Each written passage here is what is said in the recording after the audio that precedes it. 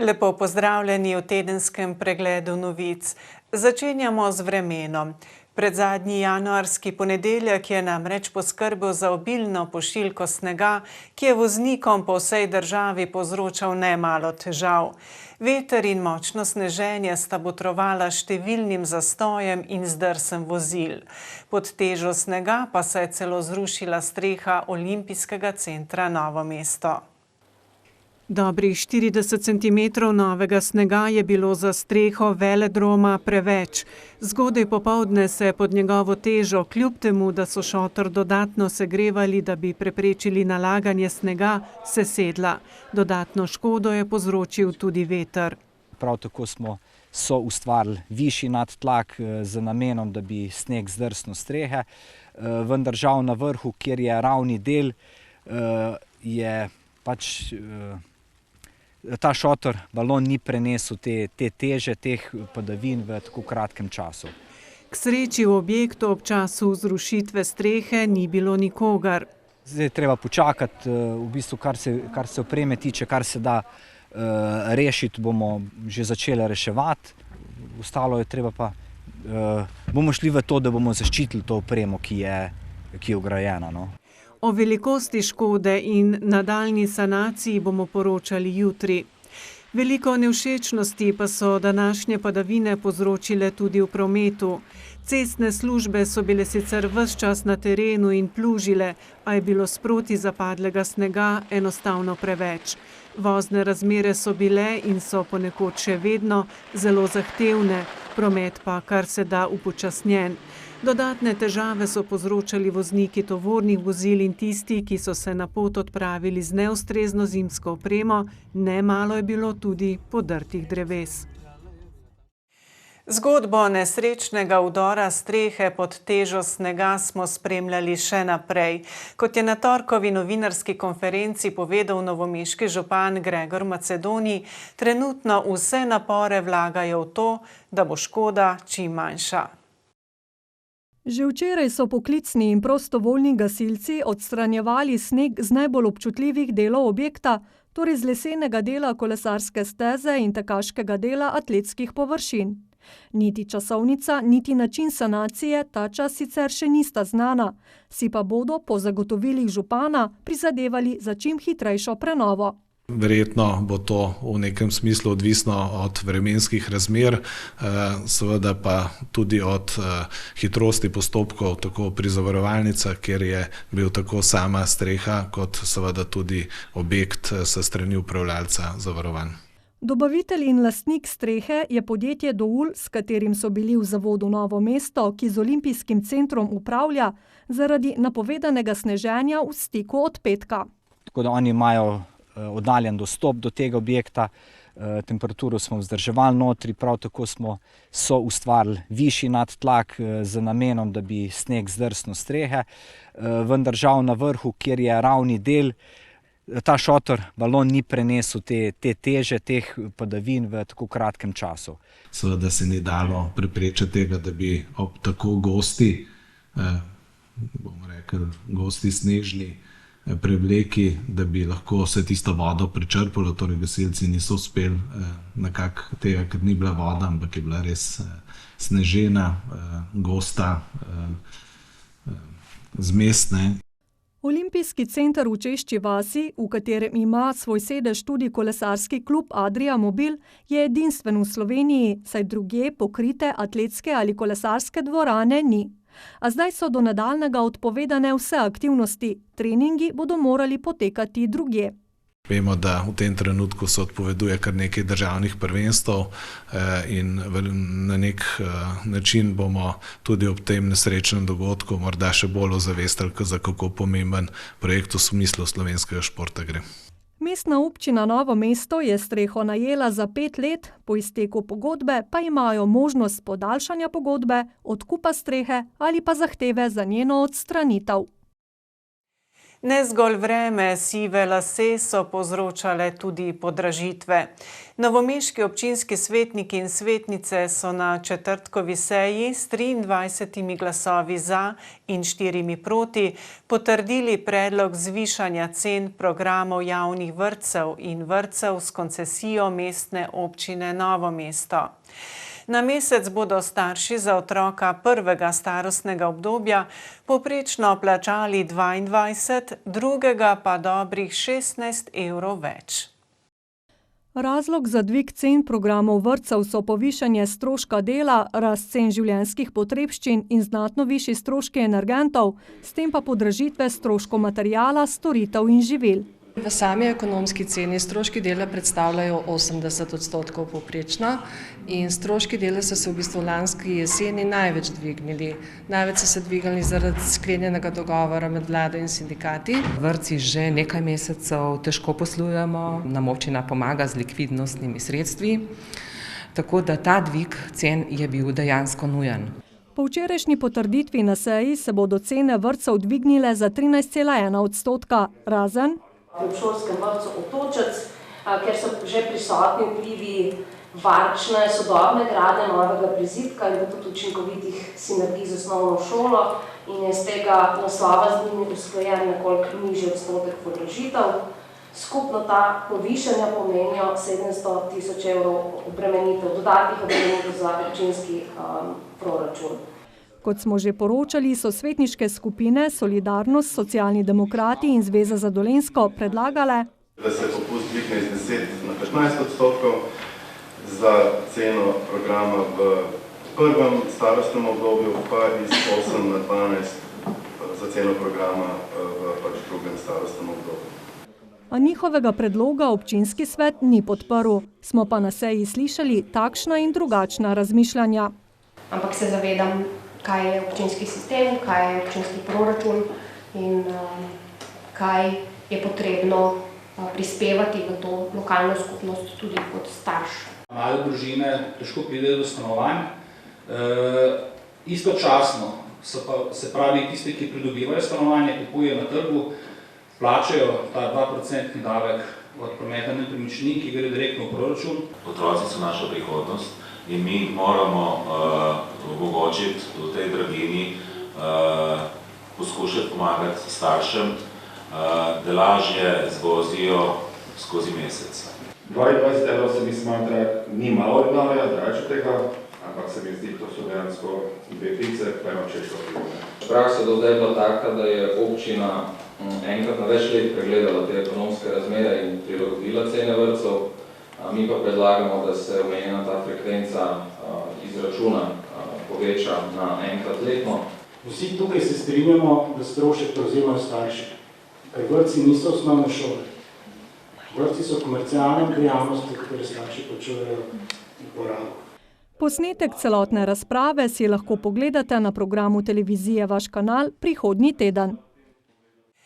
Iz Šentjerneja smo poročali o dvodnevnem regijskem tekmovanju First Lego Liga, ki ga je gostilo tamkajšnje podjetje LTEK.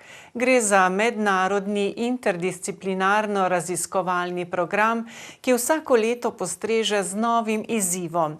V ospredju sta raziskovanje in robotika, posebnost pa sta vzgoja in izobraževanje v skladu z vrednotami programov First, s katerimi udeleženci osvajajo veščine 21. stoletja. Gostitelja in prireditelja tekmovanja, ki se ga je v 2 dneh udeležilo 24 ekip FLL iz vse Slovenije, sta bila LTEK in Zavod Super Glavce. Največja dodana vrednost oziroma tudi naše poslanstvo je, da mlade pripravljamo na življenje. Se pravi, da se oni spoznavajo neke konkretne težave, probleme, izzive, globalne, jih prepoznavajo in potem iščejo rešitve. Se pravi, se spoznavajo z projektnim delom. Ta ideja nam je blizu. 10 let podpiramo to zgodbo z FLL-jem. To so pravzaprav naši bodoči sodelavci. Zato nam zelo ustreza, da na tem nivoju se mladi učenci, dijaki že izobražujejo. Pomembno je, da pridobivajo tehnična znanja, hkrati pa je zelo pomembno, da dobijo te mehke veščine. Kot so ekipno delo, sodelovanje in iskanje rešitev. Program FLL je lahko valivnica bodočih kadrov z področja elektrotehnike, strojništva, računalništva, vseh tehniških strok pravzaprav, ki jih tudi pri njih potrebujejo in iščejo, je v nagovoru poudaril ustanovitelj podjetja Radko Luzar. Ta čas imajo zaposlena 2 nekdanja FLL-jevca in upajo, da jih bo še več. Tokratni globalni izziv, s katerim so se spopadli mladi, je bil energija. Za danes smo v bistvu pripravili inovativen projekt in robotsko igro, na kateri mislimo, da bomo kar uspešni, ciljamo na višja mesta. FLL obsega 4 področja. Eno področje je projekt, raziskava, drugo področje je robotski del, tretje je tehnični intervju, no potem četrta zadeva so pa vrednote, ki so pa srce tega programa. Tudi novomeški gimnazijci so se zelo poglobili v predpisano temo, saj jih zanima. Smo raziskovali, smo iskali rešitve probleme in mislim, da smo odkrili to, kar smo hoteli in upam, da na najboljše. Posavski del so prvi dan tekmovanja zastopali učenci iz Bistrice ob Sotli, Krškega in Brežic. Povezali smo se z Genom in pol, v bistvu, že od nekdaj me je zanimala elektronika, roboti, računalniki. Program FLL je sicer stekel leta 1998 v ZDA in se nato postopoma širil po svetu. Pri nas so ga uvedli leta 2012. Danes pa v njem sodeluje skoraj 100 ekip. Najboljše se bodo 18. marca udeležile odprtega državnega prvenstva finala regije Adria. Med njimi bodo tudi šentjernejski Rustersi. Ali veste, kako pomagati ob srčnem zastoju? Podučiti se je moč v akciji Pomagaj prvi, ki jo izvajajo v območnem združenju Rdečega križa Metlika. Januarja bodo obiskali vse gasilske domove v občini, kjer bodo predstavili temeljne postopke oživljanja in uporabo defibrilatorja. Rdeči križ Metlika v sklopu programa prve pomoči izvaja različne tečaje. Del njega je akcija Pomagaj prvi, s katero obujajo znanje prve pomoči in uporabo AED aparata. Ta delavnica je namenjena, bom rekla, vsem generacijam, različnim ciljnim skupinam in res si prizadevamo skupaj v sodelovanju z gasilskimi vrstami in pa krajevnimi skupnostmi in Rdeči križ, da bi čim večjemu številu ljudi podali to znanje. Zato skrbijo strokovni delavci, sicer prostovoljci Rdečega križa, kot je Anton Štubler, pomočnik direktorice za zdravstveno nego v zdravstvenem domu Metlika. Večkrat, ko bojo neko stvar slišali, več bojo imeli znanja in lažje bojo pristopili morebitni pomoči nekomu, ki jo bo potreboval. Predvsem defibrilatorja se ne straši, mislim, da to pa že kar traja, ne vem, par let, ki redno spodbujamo in po šolah, in krajevne skupnosti, in gasilci. Ta mesec bomo obdelali 18 lokacij, se pravi 18 gasilnih društev je in tudi, kot sem že rekla, na vsakem gasilnem domu je defibrilator in seveda, da ljudje vejo, tako kot sem rekla, kje je, kdaj ga uporabiti, kako ga uporabiti, pravilno ga uporabiti in pa, da se ne bojijo tega. Zadovoljni so z obiskom, želeli pa bi si več aktivnega sodelovanja. Odlično. Priporočljivo, samo še drugi morajo kaj več probati. Ne, ni preprosto. Predvsem ne sme se človek preplašiti. V občini Metlika imamo 24 javno dostopnih defibrilatorjev, večinoma so nameščeni na gasilskih domovih in sama aparat pa ne zadostuje še dovolj, potrebno pa je tudi skupina ali pa posamezniki, ki imajo to znanje, da lahko s tem aparatom delajo. Nedolgo nazaj je bil v Metliki uporabljen, uspešno uporabljen strani laika in to je zelo pohvalno, to je ves trud poplača naš. S tem podanim znanjem, ki ga dajemo zdaj v mesecu januarju po celi občini, rešimo eno življenje, potem smo več kot dosegli cilj te delavnice Pomagaj prvi. V ponedeljek bodo postopke prve pomoči prikazali na Krasincu, v torek pa še v Metliki. Z Rdečega križa ta dan vabijo tudi na krvodajalsko akcijo, ki bo potekala v Metliškem vrtcu. Prostovoljci so izjemne osebnosti, sicer pa v programu naše televizije te dni lahko spremljate pogovore z 12 osebnostmi meseca. Med njimi gledalci in gledalke izključno na naši spletni strani izbirate osebnost leta 2022, televizije Vaš kanal.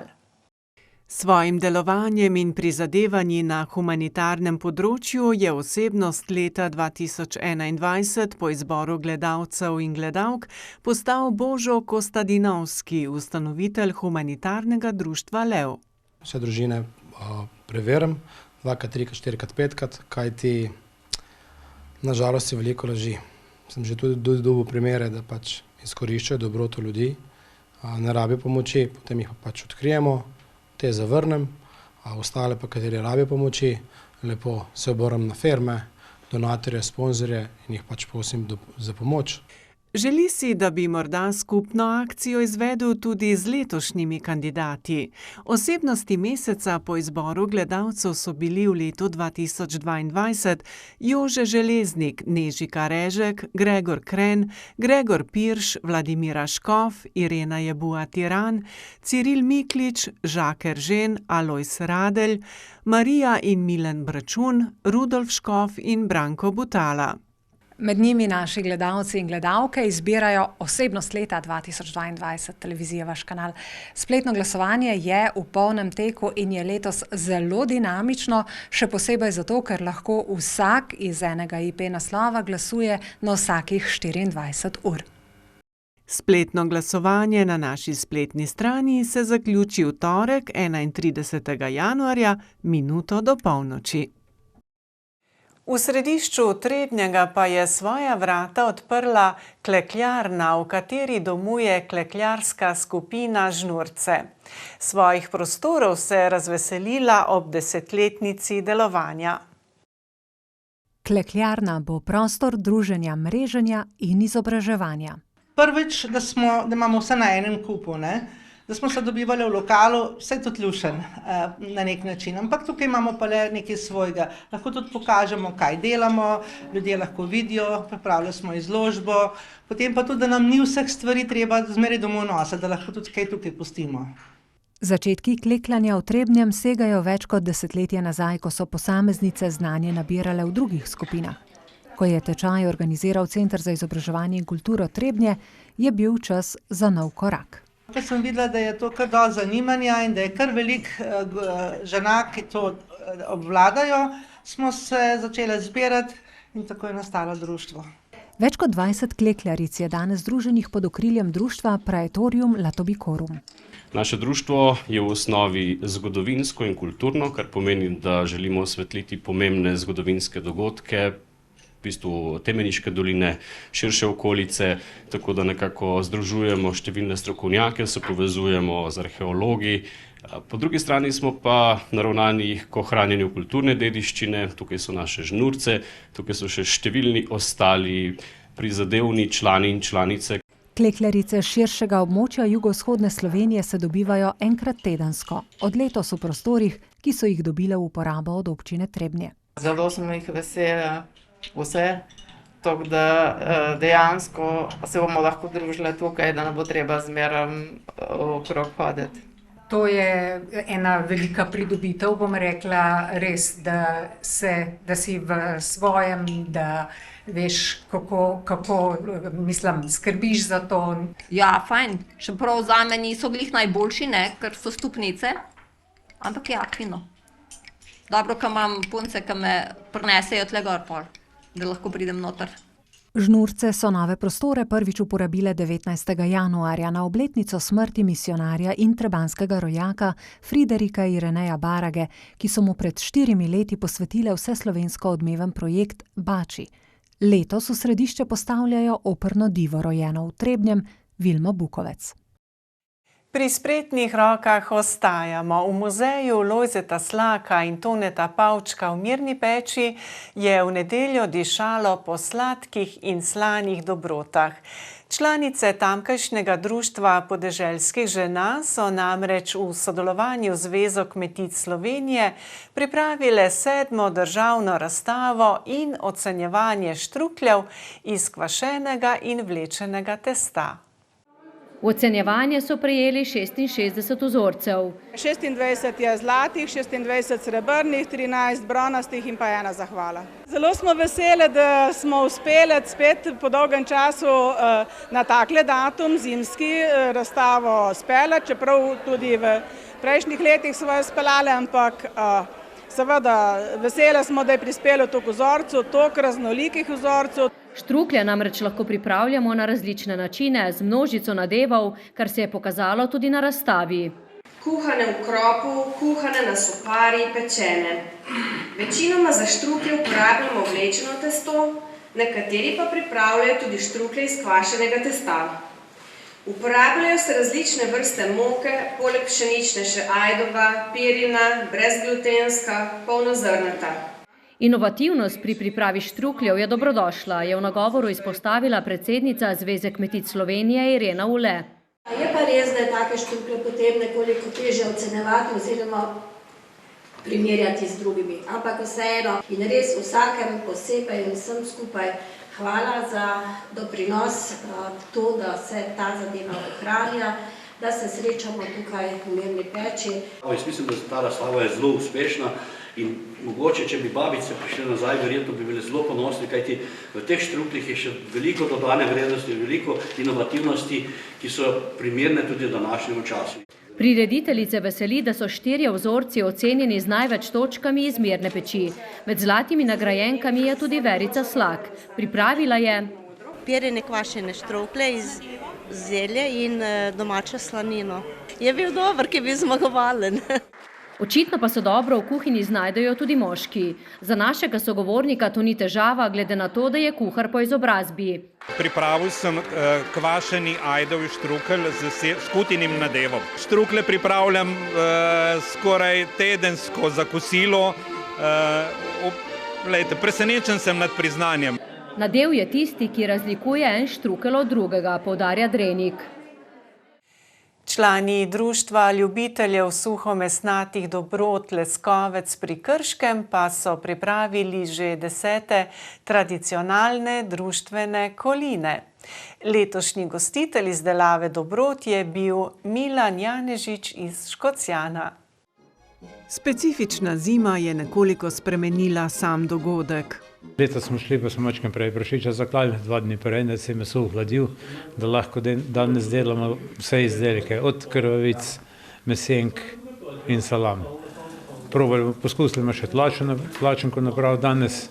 Letošnja zima kolinam ni najbolj naklonjena. Mi imamo zdaj zunanje temperature po 10-15 stopinj.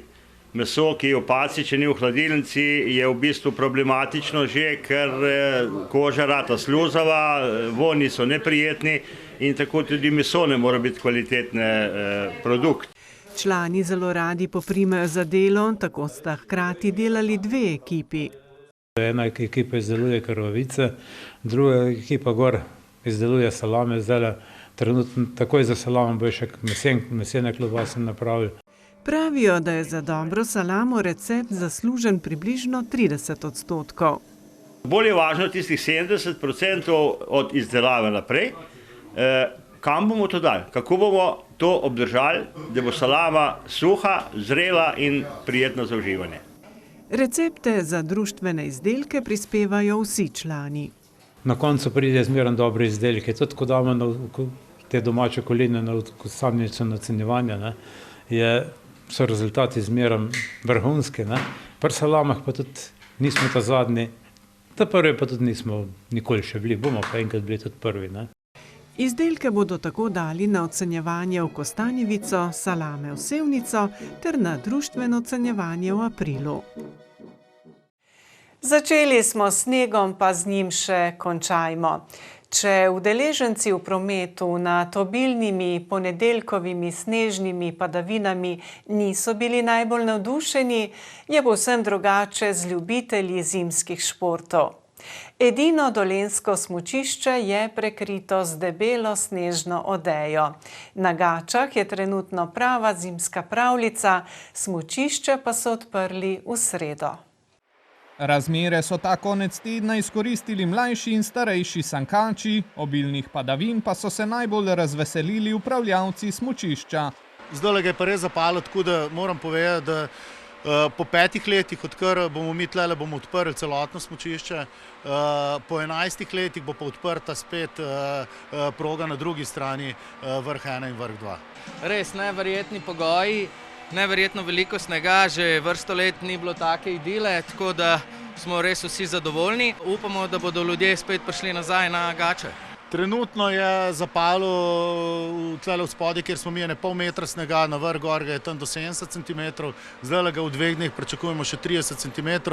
Kljub padavinam smučišče tudi dodatno zasnežujejo z umetnim snegom. Da ga zmešamo in da pač naredimo še večjo količino snega, ker pač umeten sneg je malo bolj obstojen, kot pa naravni sneg. Kolikor bo prišel kakšen spet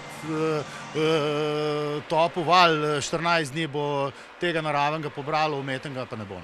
Za pestro dogajanje bo poskrbelo smučarsko društvo Gače, ki v tej sezoni pripravlja več smučarskih tečajev. Začnemo že z zimskimi počitnicami 30. januarja, potem nadaljujemo z drugim delom zimskih počitnic za Ljubljansko regijo in pa kasneje imamo še vrtec na snegu za vse najmlajše od 3 do 6 let. Poleg tečajev imamo tudi individualni program, dnevne smučarske tečaje. Trenutne razmere želijo čim bolj izkoristiti. Pred Božičem so sicer že odprli smučišče, a progo jim je nato stopila topla fronta. Katastrofalno, ne. Mi smo zgubili tam 50 000 evrov denarja. Zdaj se pravim, upam, da bo obisk poln res, ker bo odprto celotno smučišče, ne samo ena proga, in upam, da bomo to zgubili s tem zdaj mesecem pa pol, ker bomo obratovali nazaj dobe. Glede na trenutne razmere upamo, da bodo aprila, ne? Ampak predvsem nas pa veseli to, da je upravljalec smučišča zagotovil, da bo spet po vrsto letih obratovalo celotno smučišče, vse žičniške naprave, tako da res najlepša hvala iz naše strani upravljalcev smučišča. Poskrbeli so tudi za pestro kulinarično ponudbo in sobotne koncerte. Tako so odmevale novice tega tedna, do naslednjega nas loči še nedelja. Naj bo prijetna in nasvidenje znova v ponedeljek.